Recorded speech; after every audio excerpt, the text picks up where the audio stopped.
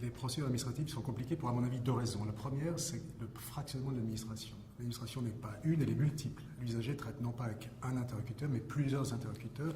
Et chacune de ces administrations a besoin d'un formulaire, de plusieurs documents. Je dois aller et revenir plusieurs fois. Donc c'est le premier facteur de complexité, le fractionnement de l'administration qui n'agit pas comme une seule entité. Le deuxième facteur très important, c'est la culture administrative.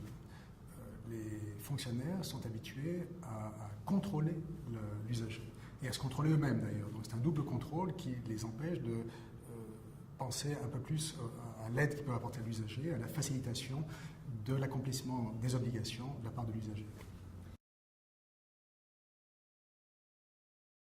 La régulation, c'est un système en ligne très simple qui permet de montrer ce que sont les procédures. Donc déjà, c'est une information pour l'usager, puisqu'on peut aller tout simplement sur ce site et voir quelles sont les étapes qu'il faut accomplir pour obtenir un permis de construire, pour créer une entreprise. Toutes les opérations administratives peuvent être recensées sur ce site.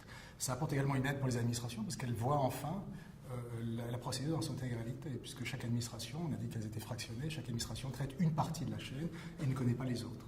Donc c'est un instrument d'information pour les usagers, c'est un instrument également de prise de conscience pour les administrations, sur la base de laquelle ils peuvent également simplifier.